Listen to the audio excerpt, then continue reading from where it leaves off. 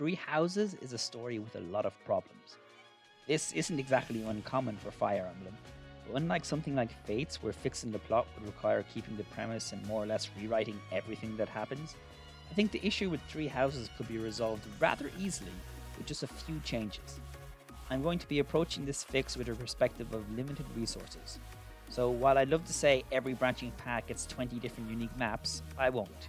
Entirely new maps will be limited. In fact, I've only two new entirely unique maps, though some chapters will reuse existing maps and change some of the landscape, like the game already does for the monastery battles. Without any further ado, these are the key issues I have with Part 1 White Clouds. Number 1. White Clouds is repetitive. I don't know what genius thought to present a choice at the very start of the game, but not let it actually influence anything until beyond the halfway point. In the first chapter, we're given just the briefest overview of these characters and are then meant to commit to which one we want as our lord right away.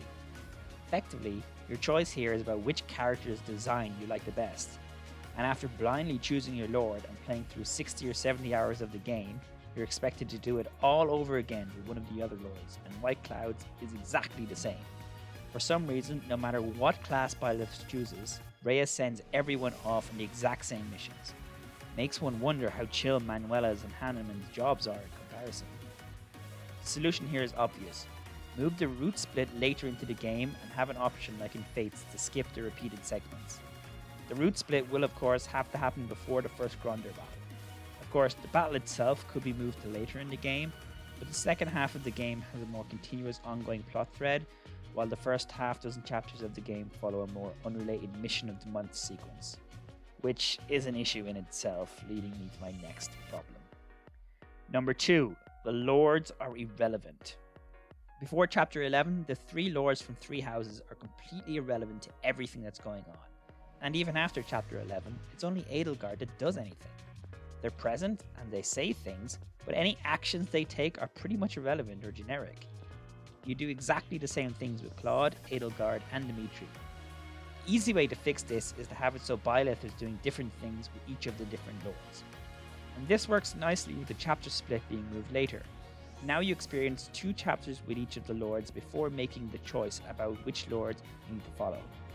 Each of the lords' specific 2 chapters they have are unique to them. Before chapter 7, Byleth isn't a teacher, they're a tutor, and each month they are assigned to a different class. This means every month of the game you change the army you're using in the first half of White Clouds. This would mean changing the scaling of enemy levels in the game. Jaritza, who was the teacher for Black Eagles, leaves the monastery at the end of chapter 6, and Byleth is given the option which class to take over. We can say it's the end of a term to justify Byleth simply not taking over Black Eagles. This gives the player individual time with each lord, as well as experience with different armies before locking them into a choice. It wouldn't quite be enough for getting around the fact that the lords are irrelevant, though. I would like to see them contributing to the plot in ways that are less superficial, but more than that, I would like to see the 3 lords interact more with each other. One of the major issues with the 3 lords being irrelevant is that the ones you don't choose basically don't show up in part 1 at all, and then they're suddenly major characters in part 2.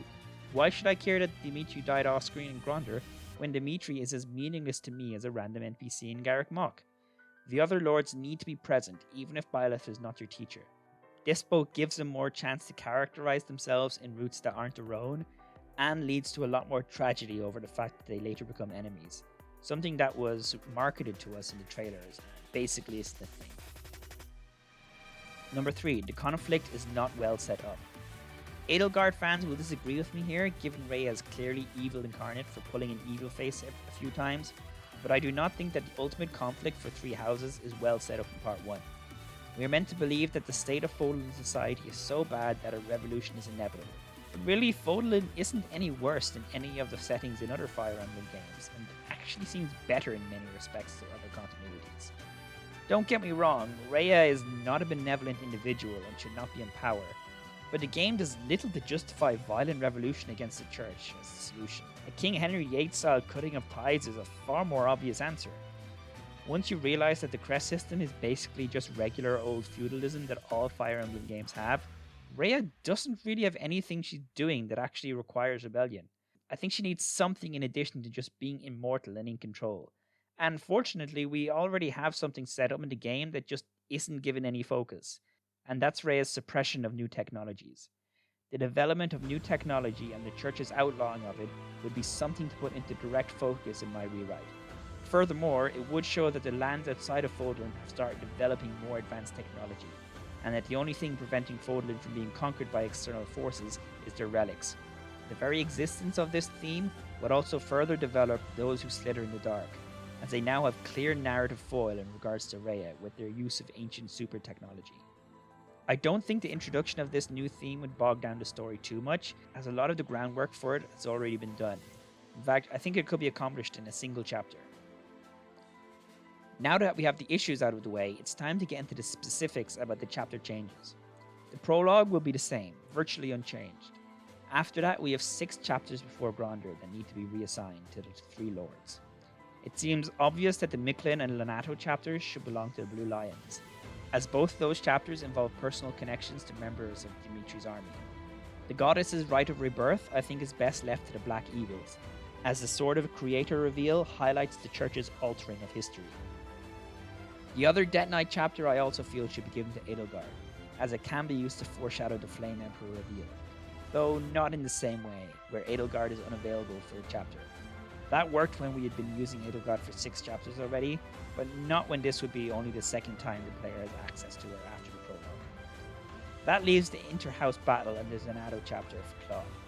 Though the Interhouse contest no longer makes sense, so it has been replaced with a new chapter that highlights the church's stance on the development of new technologies.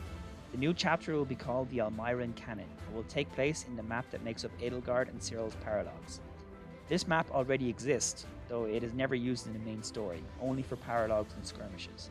It's also better to set up Almira now, as it becomes important in part of Claude's story, yet is virtually non-existent in part 1. The titular Almiran Cannon will be an enemy on this map, and it will function a lot like the giant monsters you fight throughout the game. Only instead of being a monster that moves around, it will be a stationary object that can turn in one of 4 cardinal directions, and it can launch an area of effect attack across the entire map. Following Chapter 7, everything plays out much the same way, only with the other lords having more presence as supporting characters. The only other difference in White Cloud comes at Chapter 11. I would put the choice to side with or against Edelgard before this chapter. It just doesn't make a whole lot of sense to me that Byleth and the Black Eagles will fight Edelgard and then immediately turn around and join her when the corpses of the soldiers Edelgard ordered to kill them still lie all over the battlefield. First time I played Crimson Flower, I thought I'd messed up and missed the choice because I assumed it would come before the battle. Of course, we still need to have an actual battle in this chapter, so should Byleth and the Black Eagles join Edelgard, Rhea will instead resort to summoning the Guardians that you face in Rhea's Paralogue. It wouldn't be the exact same battle though, as this will be more of an escape map where Rhea takes on the Immaculate One form, and Byleth and Edelgard will have to escape while defending themselves from the Guardians. And finally, there is the major plot change at the end of Chapter 12. In the current incarnation of Verdant Wind, Silver Snow, and Azar Moon, Rhea is captured and spends the entirety of Part 2 doing basically nothing. Literally nothing in Azar Moon, where she doesn't appear at all. So I've decided it's better to just kill Rhea at the end of Part 1. If she's not contributing to the plot, then there's no reason to keep her alive. This only applies in Verdant Wind and Azar Moon. She will be kept around in Silver Snow and will be given a more expanded role. Now we move on to Part 2. The 2 really big issues with Part 2 are that Crimson Flower is shorter than the other campaigns, and that Verdant Wind and Silver Snow are identical. I will attempt to fix both of those issues. Now, all routes have an equal number of chapters at 22, including the prologue and the endgame. The third issue I have with it are the nukes. The Argarthans are a secret underground society influencing the destiny of Fodlan using subterfuge. Giving them ICBMs is thematically completely counter to this aspect of them. It also makes them just ridiculously powerful, and yet the nukes do absolutely nothing in the plot. Writing them out is trivially easy. They just don't happen. Nothing would change because they never kill a single named character or alter the tactical nature of the story. The only function they have is somehow letting Hubert find the Agarthan base, which didn't need to be justified in the first place.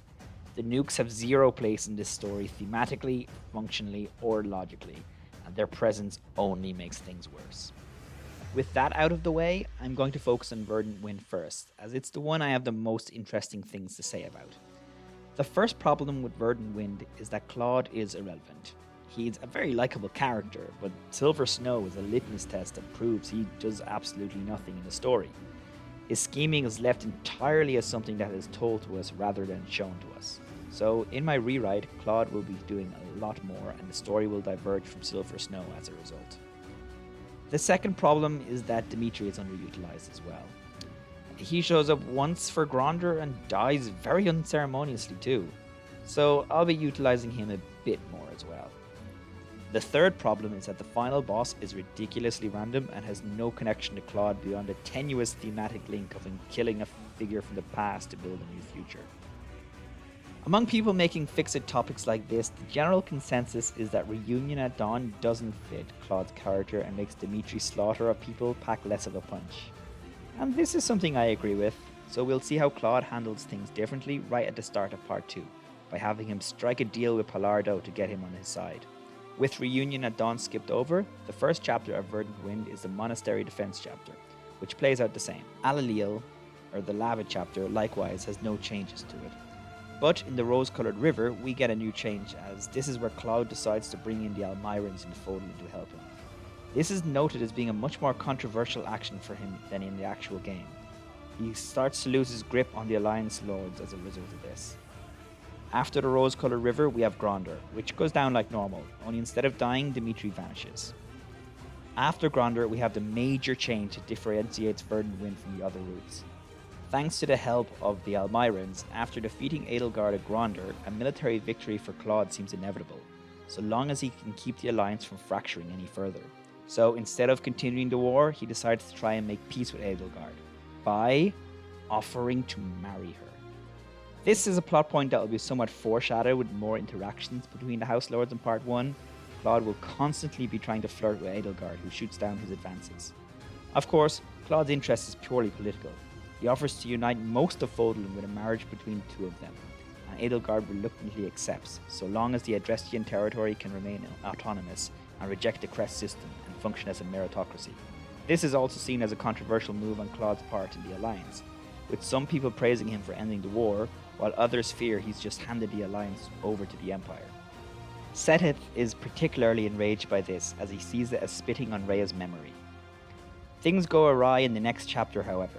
This will be the first completely new chapter in the game, taking place in a church. During the wedding, Dimitri storms the church with the aid of a group of Agarthans. It will be explained later that the Agarthans disapproved of this union, as while they believed they controlled Edelgard, they didn't have any control over Claude. So they decided to plunge Fodlan into chaos by assassinating both of them. In the ensuing battle, both Dimitri and Edelgard are killed, and Fodlan erupts into chaos, just like the Agarthans had hoped. Hubert takes over the Empire and fights a civil war with the Agarthans. The kingdom continues to be in ruins, and the Alliance has finally revolted against Claude. Sethith also excommunicates Claude, as his gambits have done nothing to bring peace, and has proven himself an enemy of the Church. The next chapter is set in Deirdre, and it involves putting down the Alliance Lords in revolt, and Claude establishing his command over the Alliance. The chapter after that is called The New Archbishop, and has Sethith as the boss. Claude doesn't particularly want to fight Sethith, but he wants control of the monastery as a central base to stop the fighting. He manages to use a tactic to lure Sethith out of the monastery, and the following battle takes place on the Reunion at Dawn map. Claude is set as cornered, but decides not to kill him, and instead apologizes and humbly asks if he and his forces can return to Garrick Mach. It's at this point Claude's confidence wavers briefly, as he questions everything he's done that's led him up to this point. All of his scheming has just led to more bloodshed. Sethith sees Claude as a child who was trying to do good, but got overwhelmed, and agrees to make amends. It is then that Claude gets an unexpected request for aid from Hubert. Hubert divulges the location of the Agarthan headquarters and asks Claude to help him take out the Agarthan leaders, while Hubert fights the rebellions they're causing. A lot of people in the army are dubious as to whether they should help Hubert, when they could just let him and the Agarthans fight each other, but Claude decides to trust Hubert, leading to the penultimate chapter being the City of Lights, like in the original game. I considered many final bosses for this route: Dragon Sethith, Hegemon Dimitri, and Almiran Gunship, but ultimately I think the Agarthans suit Claude best thematically. As Claude is meant to be a schemer, and so are they. By beating the Agarthans, Claude thematically wins over their type of scheming with his own, which is now more based on trust and mutual cooperation with his allies, instead of alienating his allies by not keeping their interests in mind. But that doesn't mean we just kill Thales? Thales? But that doesn't mean we just kill the leader of the Agarthans and call it a day. We need an actual final challenge. So instead of summoning the nukes, Thales instead jumps into an ancient mech. I think this could be really stupid or really cool. Perhaps even both simultaneously. In the ending, Fodlan is a bit of a mess, but Hubert manages to gain control of the Empire and leads it under Edelgard's ideals, only without the warring. Claude gains control of the Alliance and part of the kingdom up to join the Alliance. Parts of it remain Fargus, and Duscar becomes independent. Throughout the fighting, the Almirans always stood by Claude, and while they are not liked by the people of Fodlan, the first steps towards breaking open Fodlan's lockets have been made. I haven't talked much about Byleth throughout the summary, but their role would be similar to how they're used in Azar Moon. Byleth will be Claude's confidant and will share much of the same ideals as he does in the actual Verdant Wind, slowly opening up more and more to Byleth and learning to trust others with his plans. Now let's move on to Azar Moon. This is the story in Three Houses that comes the closest to actually being complete. Yet, it has its own fair share of problems. Number one is that Dimitri is actually largely irrelevant during the first half when things are following the other routes. Characters being irrelevant to their own stories is a bit of a recurring theme in all of this. When I first played Verdant Wind and saw Dimitri as an enemy on Gronder, I thought his story was going to be a critique of monarchy, as his soldiers still follow him despite him being clearly insane. But in the actual Azar Moon, Dimitri being insane isn't really a problem for the war effort. Gilbert and Rodrigue make their plans and basically just ignore Dimitri and his insistence on heading straight to Enbar. In my rewrite, this is different. Dimitri has his authority as your prince and he exerts it. The second problem is that Dimitri's shift from crazy to sane is a bit sudden, so that will be staggered a bit more. Reunion at Dawn and the Monastery Defense chapters are pretty much the exact same. We get our first change after it, where Dimitri demands that they head to the Empire right away instead of seeking out allies. As such, the Alalil chapter has been removed from Azar Moon and replaced with the Mercius chapter. Rodrigue is around from the start of Part 2 and plays the role of the NPC swordsman in the Monastery Defense chapter. Dimitri's attempt to take Mercius fails, and Rodrigue is killed by the Death Knight. Dimitri doesn't care and insists on pursuing Edelgard, which leads to Gronder. Meanwhile, off-screen, Claude has pulled his Almiran gambit again, which makes him seem like an enemy of Fodlan to Dimitri. He is only snapped out of his funk when it's pointed out that if they join forces with the Alliance instead of ignoring them, then Edelgard would be defeated already. From there, things play out much the same way, only Dimitri's paralogue has become a main chapter. Instead of running away, Claude takes Mercius off-screen while Dimitri reclaims Arenrod. That's all I really have to say about Azar Moon. Functionally, it works quite a bit as a plot, it's just the first half is still copying other routes from the game. Okay, let's have a look at Silver Snow now. The first problem with Silver Snow is, and you can probably guess it, Rhea is irrelevant. The answer is obvious: to make her the lord of this route. This does run the risk of making a lord that's very similar to Dimitri, but I would have the writing make it quite clear that Rhea is not insane and that she believes the things she's doing are in the best interests of Fodlan, so I think they could be made different enough. I'd also make her out to be a bit more on the racist side, having absolutely no compassion for the people outside of Fodlan, as they aren't adherents of Seros. Rather than Dimitri's story being an appeal to his compassion, redeeming Rhea will be more about changing her beliefs using logic, by showing how isolating Fodlan from the rest of the world is not protecting them, and how the rigidity of her worldviews has created people like Edelgard. The second problem with Silver Snow is that the Black Eagles are irrelevant. So, unlike in the original game, all the Eagles betray you in Silver Snow, meaning your entire game roster is replaced late game with the faculty units who will be exclusive to Silver Snow. Manuela will be the dancer. I think Silver Snow does a great disservice to the Black Eagles, as it makes their morals and loyalty come across as much more arbitrary. Now, in all routes of the game, they always stick with Edelgard. I expect people would not like this idea, but it would really make Silver Snow stand out as a unique route, especially if this is the only way to actually use the faculty units. Even in my rewrite, Silver Snow is a bit samey compared to the other routes, having no chapters that are actually different from other routes. This also adds in some much needed drama to the route, as Byleth will be going up against the former students multiple times.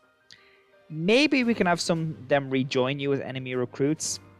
I think the exception to all this is Petra, who will be given an expanded role. As part of this route will be about convincing Rhea that Fodlan should open up to the outside world. It also just never really sat right with me that Petra joined Edelgard right away when she was basically a hostage of the Adrestian Empire. I feel her situation is nuanced enough with the potential for her country gaining independence that she can still be with Edelgard in the other routes. Fire and Land and Sky will not be a main story chapter though, as having Bridget act as a decisive change to the war would rip off the plot I have with Claude too much. The third problem with Silver Snow is that the final boss is just super random. I think everyone and their mother who played the game came to the conclusion that Nemesis would have been a better fit for Silver Snow.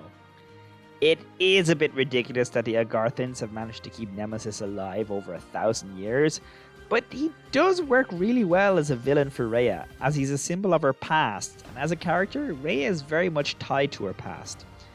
But we need to actually justify why Nemesis will be around in this route and not the others, so much of the changes in the plot will be to facilitate that. Rose-Colored Water, the bridge chapter, has been removed and replaced with a later chapter involving the Agarthans. For anyone keeping track, that means Rose-Colored Water is actually a Verdant Wind exclusive chapter in my canon. It's always Claude who takes the bridge.